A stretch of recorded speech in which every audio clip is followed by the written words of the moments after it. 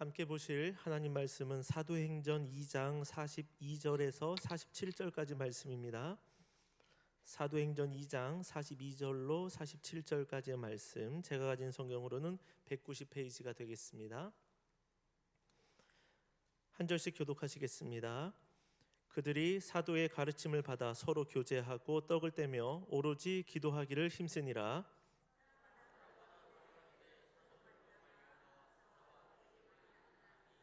믿는 사람이 다 함께 있어 모든 물건을 서로 통용하고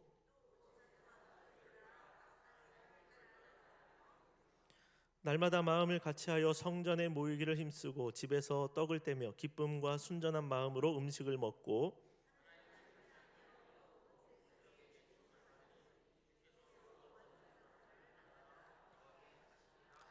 아멘. 오늘은 우리 새로 오신 이영용 목사님께서 말씀을 전해주시는데, 제가 목사님은 이렇게 보면 주변에서 다 너무 잘 데려가셨다, 너무 잘 모셔가셨다, 이 얘기만 다 들었습니다. 그래서 사람도 참 좋으시고 또 성실하시고 또 하나님의 일들을 참 귀하게 잘 감당하신다라는 이야기를 들었습니다. 조금 더 개인에 대한 자세한 이야기는 목사님께서 해 주실 겁니다. 목사님 오실 때 박수로 맞이하도록 하겠습니다.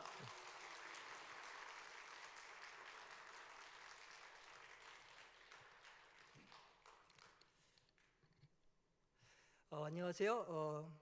지금 양해문교회에서 교구사역과 중고등부 사역을 맡은 이영용 목사라고 합니다. 오늘이 이제 첫 부임 설교입니다. 이렇게 떨리지 않는다고 하면 거짓말일 것 같은데요. 하지만 많은 분들이 저에게 격려를 해주시고 또 기도를 해주셨고요. 또 이 자리가 하나님께서 주신 기회라고 생각을 하고 또 주님께 감사하며 또 오늘 이 자리에 함께하신 모든 분들에게 하나님의 은혜가 충만히 임하시길 소망합니다. 먼저 짧게 제가 소개할 건 많이 없고요. 제가 이제 그냥 특별한 게 있다면은 특별한 걸지도 모르겠지만 제가 외국에서 좀 오래 살았습니다. 그래서 가끔씩 한국말이 막힐 때가 있습니다. 이렇게 영어로는 생각이 나는데 이게 한국말로 이렇게 전환이 빨리 안 될 때가 가끔씩 있습니다. 그래서 제가 이렇게 말씀을 전하다가 약간 좀 제가 뜸을 들인다면은 영어를 한국말로 지금 바꾸려고 하는구나라고 이해해 주시면은 참으로 감사하겠습니다. 양해 부탁드리겠습니다. 오늘 한번 양옆에 또 앞뒤에 계신 분들께 이렇게 인사했으면 좋겠습니다. 올해 우리가 붙들고 갈 표어인데요. 복음을 누리고 기쁨을 전하는 목장 공동체가 됩시다. 이렇게 함께 인사했으면 좋겠습니다.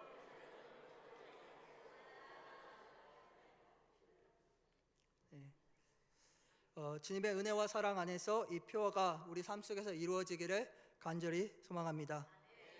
오늘 한번 우리가 생각해 보았으면 하는 질문이 있습니다. 과연 하나님께서 기뻐하시는 교회는 어떠한 교회일까? 한번 우리가 본문을 통해서 살펴보았으면 좋겠습니다. 하나님께서 기뻐하시는 교회, 우리가 다 그런 교회가 되길 원치 않습니까? 하나님께서 과연 기뻐하시는 교회가 어떤 교회일까 함께 살펴보도록 하겠습니다. 먼저 말씀을 보니까 첫 번째, 하나님께서 기뻐하시는 교회는 예배가 살아있는 교회라고 나와 있습니다. 42절 말씀입니다. 이렇게 나와 있습니다. 그들이 사도의 가르침을 받아 서로 교제하고 떡을 떼며 오로지 기도하기를 힘쓰니라. 이 42절을 보면요, 예배의 중심이 되는 네 가지 요소가 나와 있습니다. 첫 번째, 말씀이 선포되었습니다. 두 번째, 성도들 간의 교제가 있었습니다. 세 번째, 예수님의 살과 피를 기념하는 성찬식이 있었습니다. 그리고 네 번째, 그들은 기도하기에 힘쓰는 그런 교회였습니다. 자, 사도행전 저자인 누가는 이 사실을 기록함으로써 우리에게 말하고자 하는 것은 과연 무엇이었을까요? 우리가 깨달았으면 하는 것은 과연 무엇이었을까요? 그건 바로 초대교회는 예배를 드리기에 힘쓰는 교회였다라는 것입니다. 네, 그렇습니다. 초대교회는 예배를 드리기에 힘쓰는 그런 교회였습니다. 모이기에 힘쓰는 교회였다는 것입니다. 오늘날로 말하면 주일날 이렇게 모여서 예배 드리는 것뿐만이 아니라 수요일도 예배를 모이는데 힘썼고요. 금요 철학 때도 모이는데 힘썼고 새벽기도 그리고 거기 더 나아가서 목장 모임에도 함께 모이는데 힘써서 예배를 드렸다는 것입니다. 그런데 여기서 더 놀라운 사실이 있습니다. 그건 바로 우리가 한번 이 당시 사람들이 처해있던 상황을 생각해 보면 이들은 절대로 도저히 예배를 드리기에 힘쓸 수 있는 상황이 아니었다는 것입니다. 이들은 힘쓸 수 있는 상황이 아니었습니다. 그럼에도 불구하고 이들은 모이기에 힘썼다라는 것입니다. 자, 그렇다면 초대교회 사람들은 어떠한 사람들이었을까요? 이들은 다 유대인들이었습니다. 또 유대인이면서 예수님을 믿었던 사람들이고요. 그렇기 때문에 거기에서 따르는 핍박들이 있었습니다. 정치적인 핍박도 있었습니다. 사회적인 핍박도 있었습니다. 종교적인 핍박도 있었습니다. 또 그들의 믿음 때문에 감옥에 갇힐 수도 있었습니다. 사회나 다른 유대인들에게 외면을 당하기까지도 했습니다. 또 그렇기 때문에 경제적으로도 굉장히 어렵고 힘든 사람들이 굉장히 많이 있었습니다. 하지만 이러한 어려움에도 불구하고 초대교회 사람들은 42절을 보니까 뭐라고 나와 있습니까? 바로 모이기에 힘쓰는 사람들이었다라고 성경은 우리에게 가르쳐주고 있습니다. 네, 우리도 이런 교회가 되어야 한다고 생각합니다. 왜냐하면 우리도 우리의 삶을 돌아보면 이렇게 어려운 상황에 처해 있을 때가 많이 있지 않습니까?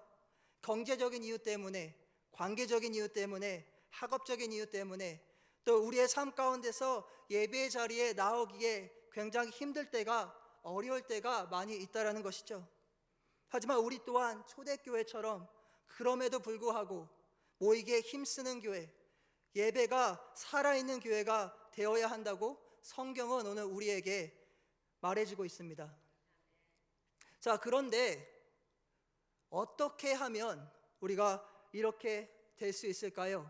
어떻게 하면 우리가 이렇게 모이기에 힘쓰는 교회가 될 수 있을까요? 어떻게 하면 이 어려움 속에서도 초대교회 교인들처럼 예배에 힘쓰는 교회가 될 수 있을까요? 초대교회 교인들이 이렇게 할 수 있었던 이유는 바로 예배를 통해서 그들이 모이기에 힘썼기 때문에 그 예배를 통해서 하나님께서 주시는 은혜를 충만하게 경험했기 때문에 그렇습니다. 43절 말씀을 보겠습니다. 다 같이 읽겠습니다. 그들이 두려워하는데 사도들로 말미암아 기사와 표적이 많이 나타나니. 아멘. 네, 무슨 말입니까? 초대교회 교인들이 예배를 드리는데 힘쓰니까 그 공동체 가운데 기사와 표적들이 많이 나타났다고 하는 것입니다. 그리고 사람들이 이러한 현상들을 보았을 때 두려워했다라고 성경은 우리에게 가르쳐주고 있습니다. 사랑하는 성도 여러분, 이러한 현상은 과거에만 나타나는 현상이 아닙니다. 지금도, 오늘날에도 예배가 살아있는 교회에서는, 성령께서 살아 역사하시는 그런 교회에서는 이런 기사와 표적들이 아직도 많이 나타나고 있습니다. 믿으십니까? 예배를 드리니까 술과 담배, 도박을 하던 사람들이 끊게 되고 말씀에 전념하는 일들이 일어나는 것입니다. 분노와 불안감과 불면증이 있는데 예배를 드리고 나니까, 은혜를 받으니까 그런 것들이 싹 사라지고 그 자리에 기쁨과 평안이 가득 찬 인생으로 바뀌는 일들이 일어나는 것입니다. 부서진 가정이 예배를 통해서 은혜를 받으니까 회복이 되는 것이고요, 설교 내내 졸던 사람이 집중해서 듣게 되고 듣는 것뿐만이 아니라 때로는 울고 웃고 하는 일들이 일어난다는 것입니다. 모이기에 힘쓰는 교회, 예배가 살아있고 성령님께서 살아 역사하시는 그런 교회에는 이러한 일들이 오늘날에도 일어나고 있습니다. 우리 또한 이런 교회가 되기를 간절히 소망합니다. 우리 또한 초대교회처럼 모이기에 힘쓸 때 이러한 일들이 일어날 거라 믿고, 또 이러한 일들이 여러분들 삶 가운데 충만히 임하기를 주님의 이름으로 소망합니다. 이처럼 초대교회는 이러한 기적들을 예배를 통해서 직접 경험한 교회였습니다. 예수님을 믿고 성령 받으니까 삶이 새롭게 변화되는 것입니다. 가정이 회복됩니다. 마음의 기쁨과 평안이 가득 찹니다. 지금까지 자기를 괴롭혔던 죄들로부터 자유롭게 되는 것입니다. 또 예수님을 만나 성령 충만해지니까 새 사람들로 거듭났고, 또 이렇게 부인할 수 없는 치유와 회복의 역사를 본 사람들이 있지 않습니까? 네, 그런 사람들이 이들을 보니까 두려워했다라고 성경은 기록하고 있습니다. 여기서 두려워했다라는 것은 두렵고 떨렸다는 것이 아닙니다. 감동이 있었다라는 것이죠. 존경심이 생긴 것입니다. 거룩한 두려움을 말하고 있습니다. 사랑하는 성도 여러분, 우리도 이러한 신앙인의 모습을 가져야 합니다. 세상 사람들이 우리 삶 가운데 살아 역사 임재하시는 그 하나님을 보고 두려워해야 한다는 것입니다. 우리가 예배에 집중할 때 받은 은혜, 또 그 은혜를 통해 우리 삶에 맺는 열매를 보고 변화된 삶을 보고 사람들이 두려워해야 한다는 것입니다. 감동해야 합니다. 하지만 안타까운 사실이 있습니다. 그것은 요즘 세상에 교회를 향해서 그리스도인을 향해서 두려워하기보다는 손가락질하는 경우가 많이 있다라는 사실입니다. 두려워하기보다는 오히려 조롱하고 손가락질하고 있다라는 것입니다. 이유가 무엇일까요? 그것은 바로 우리 안에 능력이 드러나지 않기 때문에 그렇습니다. 우리 안에 역사가 드러나지 않습니다. 우리 안에 하나님께서 역사하시고 살아계시고 있음에도 불구하고 우리는 때로는 그것을 믿지 못할 때가 있습니다. 의지하지 않습니다. 그러니까 드러나지 않는 것입니다. 우리의 불신 때문인 것이죠. 하나님은 예수 그리스도를 통해서 우리와의 관계를 회복시키셨습니다. 그리고 예수 그리스도를 통해서 성령님을 우리에게 주셨습니다. 우리는 그것을 믿고 말씀대로 순종하며 살아야 합니다. 하지만 우리가 그것을 믿지 못하고 세상 사람들과 별반 다를 게 없는 삶을 살아갈 때에 세상 사람들은 우리를 손가락질하는 것입니다. 그 누구도 기독교가 좋은 종교가 아니라고 하진 않습니다. 모두가 기독교는 좋은 종교다라는 것을 그 누구도 부인하진 않습니다. 하지만 신앙인들이 자신들이 믿는다고 하는 말씀대로 살지 않는 모습을 보았을 때 사람들은 그것을 보고 저것 봐, 나와 별반 다를 게 없잖아 라고 하면서 두려워하는 게 아니라 오히려 손가락질하고 조롱한다라는 것입니다. 사랑하는 성도 여러분, 우리도 초대교회 성도들처럼 예배에 집중하는 교회가 되어야 합니다. 그리고 하나님께서 예배를 통해 부어주시는 은혜를 경험해야 합니다. 그래야만 우리는 진정한 하나님이 어떤 분이시고 예수님이 어떤 분이신지 우리 주변 사람들에게, 이웃들에게 보여줄 수 있다라는 것입니다. 그럴 때 그들은 우리를 보고 두려워할 것이고요. 두려워할 것입니다. 죄송합니다. 예배가 살아있는 교회가 되어야 합니다. 이것이 기적과 표적이 일어나지 않는 첫 번째 이유입니다. 바로 우리의 불신 때문이죠. 하지만 또 다른 이유가 있습니다. 그건 바로 예배의 대상이 하나님이 아닌 다른 것에 있기 때문에 그렇습니다. 우리는 때론 예배를 드릴 때 하나님께 집중하기보다 모인 사람들에게 집중할 때가 종종 있습니다. 이런 것이죠. 어떻게 하면 모인 사람들을 내가 기쁘게 해드릴 수 있을까? 어떻게 하면 모인 사람들을 만족시킬 수 있을까? 어떻게 하면 모인 사람들을 감동시킬 수 있을까? 그런데 이런 것들이 선해 보이긴 하지만 문제라는 것입니다. 이런 것이죠. 우리가 하나님을 예배한다고 하지만 결국 속을 들여다보면 사람이 대상이 되는 예배가 되는 것이라는 것입니다. 그런데 우리가 이런 예배를 드리면 하나님께서는 우리에게 은혜를 부어주시지 않으십니다. 이러한 교회는 특징이 있습니다. 그건 바로 외형적으로는 커질 수 있지만 속을 들여다보면 비어있다는 것입니다. 교회의 모습은 가졌지만 그 역할을 잘 하지 못한다는 것이죠. 우리 양해문 교회가 그런 교회가 되지 않기를 소망합니다. 세상 사람들을 즐겁게 하는 예배보다는, 세상 사람들을 기쁘게 하는 그런 교회보다는 우리가 먼저 그런 것도 해야 되지만 먼저 우선적으로 하나님을 즐겁고 하나님을 기쁘시게 하는 예배를 드리는 그런 교회가 되기를 소망합니다. 우리가 그런 예배를 드릴 때 하나님께서는 우리에게 놀라운 은혜를 충만하게 부어주실 것입니다. 또 우리가 그런 예배를 드릴 때 기적과 표적이 초대교회처럼 날마다 일어날 것입니다. 우리가 이런 예배를 드릴 때 우리 안에 영적 부흥뿐만이 아니라 하나님께서 약속하신 것처럼 너희는 그의 나라와 그의 의를 구하라, 그리하면 이 모든 것을 너희에게 더하시리라 라고 약속하신 것처럼 그 외에 육적인 부흥도, 삶의 피로도 하나님께서 다 채워주실 거라 믿습니다. 우리가 비록 어렵고 힘든 상황에 있더라도 초대교회처럼 예배 자리에 모이기로 힘쓰는 우리 모두가 되기를 소망합니다. 첫 번째, 하나님께서 기뻐하시는 교회는 예배드리기에 모이기에 힘쓰는 그런 교회였습니다. 두 번째는 은혜를 나누는 교회였습니다. 44절, 45절입니다. 함께 읽겠습니다. 우리 다 함께 있어.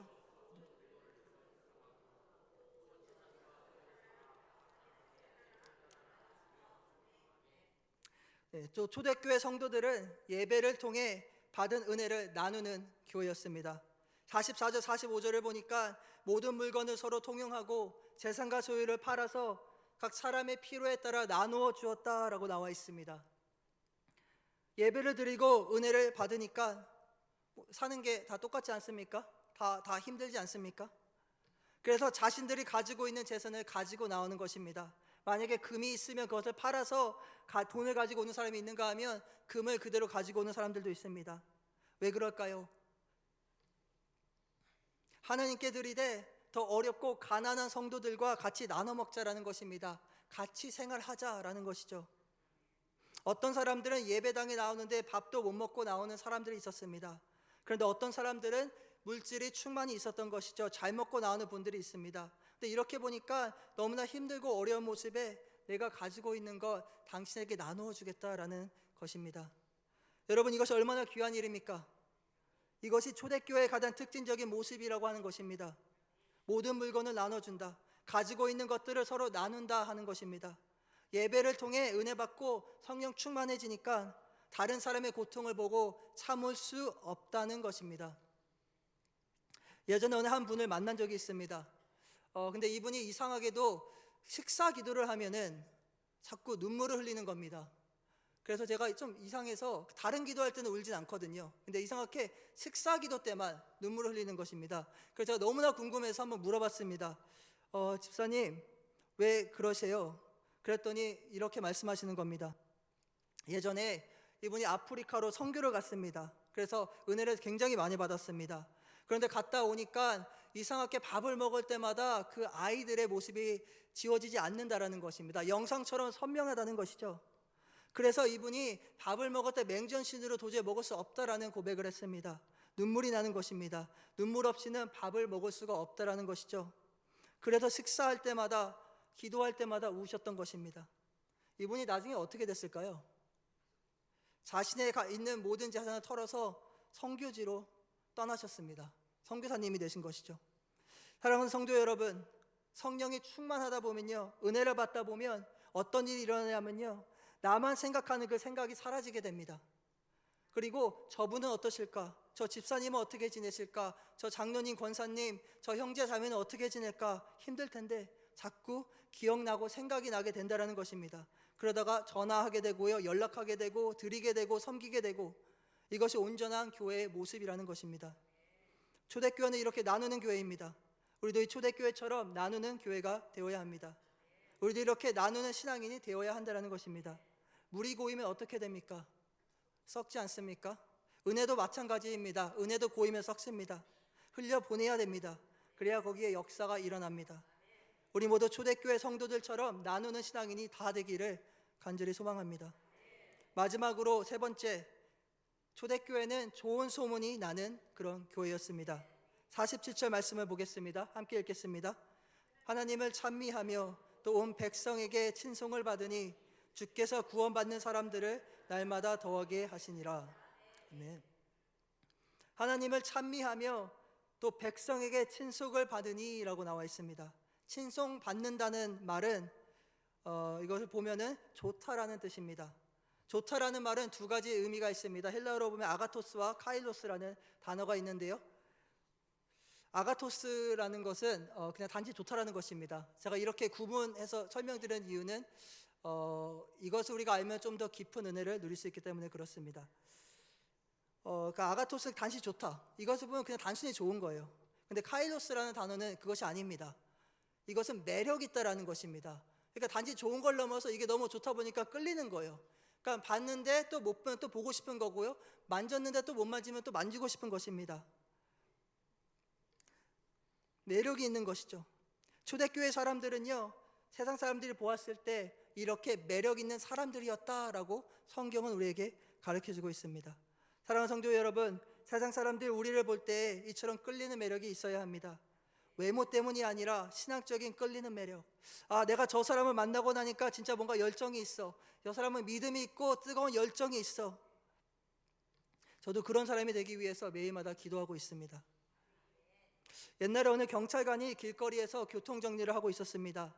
그런데 어떤 여행객이 그 지역을 여행을 간 것이죠. 그런데 주일이었습니다. 그리고 여행객은 크리스찬이었습니다. 교회를 가야 되지 않겠습니까? 근데 새로운 지역이라서 어느 교회가 좋은 교회인지 알지 못했던 것입니다. 그래서 누구한테 물어볼까 하다가 경찰관이 눈에 띄었던 것이죠. 경찰관한테 다가갔습니다. 그래서 물었습니다. 경찰관님, 이 동네에 좋은 교회가 있으면 좀 소개시켜 주세요. 제가 가서 예배를 드려야 합니다. 그랬더니 경찰관님이 말하기를 이 동네에 교회가 정말 많이 있습니다. 근데 어디를 가르쳐 줘야 될지 잘 모르겠는데요 라고 하면서 생각을 한번 고민하고 있었다고 합니다.